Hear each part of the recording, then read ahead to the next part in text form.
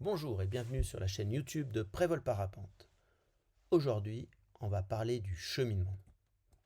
En gros, c'est comment optimiser son cheminement. Et pour optimiser son cheminement, il faut savoir s'il faut monter ou avancer. Nous allons définir par rapport au relief 4 zones. La zone qui est tout en haut, qui est la zone de confort, la zone intermédiaire qui est la zone d'attaque, la zone orange qui est la zone de difficulté et la zone rouge qui est la zone de sécurité.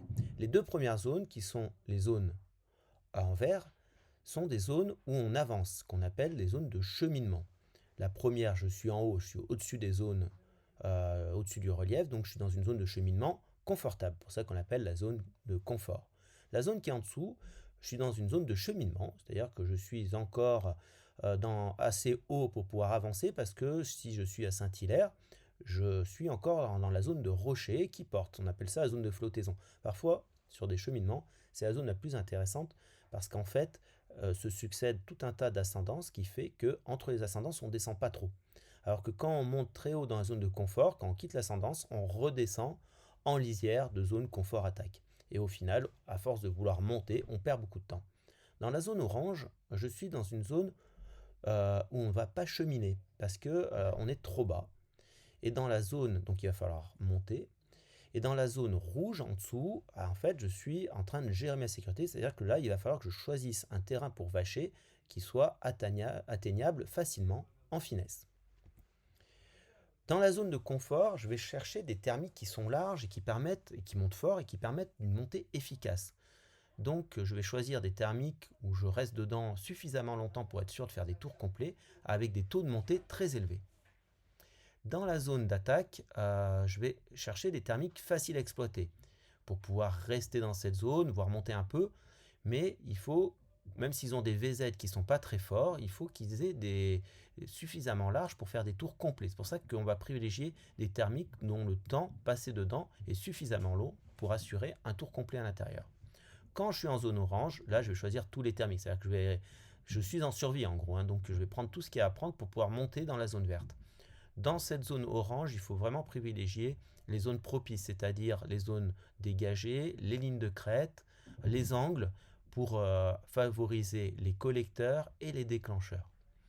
Et quand je suis dans la zone rouge, là je me pose la question de quel est le terrain sur lequel je peux vacher en sécurité.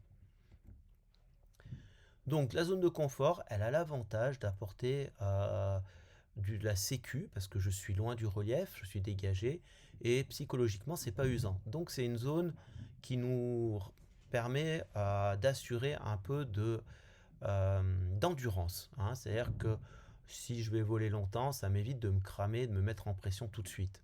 Bon, par contre, si je veux rester vraiment dans cette zone et que les conditions ne le permettent pas facilement, je risque de gaspiller beaucoup de temps et d'énergie physique à vouloir monter.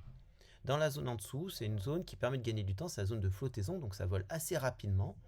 Mais par contre, on est un peu à l'attaque et donc ça peut être usant en matière d'endurance et donc limiter notre temps de vol. Dans la zone orange, voilà, je dois monter, il n'y a pas de souci. Donc j'ai que ce temps à consacrer. Voilà, et la dernière, je dois poser. Un autre moyen de déceler un peu ces différentes zones, c'est ça, un schéma un peu plus simple qui est fait par Gilles Zilberzan, qui est moniteur après-vol.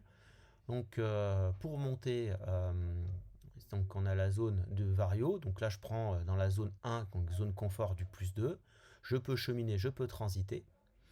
Dans la zone 2 d'attaque, je prends du plus 1, mais je peux que cheminer. S'il y a une petite transition, il faudra que je monte en zone 1 de confort pour faire la transition. Dans la zone 3, où je suis dans la zone où il va falloir que je monte, donc je suis en attente, là je prends tout ce qu'il y a à prendre, je ne chemine pas, je ne transite pas. Et en dessous de cette zone-là, je dois aller poser. Je vous remercie d'avoir écouté ce petit cours. C'est une situation assez complexe parce qu'il faudra voir lors de vos stages quel VZ je choisis, quel temps de montée, et ça c'est en fonction à chaque fois des conditions du jour. Donc rien ne remplace un stage avec vos moniteurs. Et je vous dis à bientôt.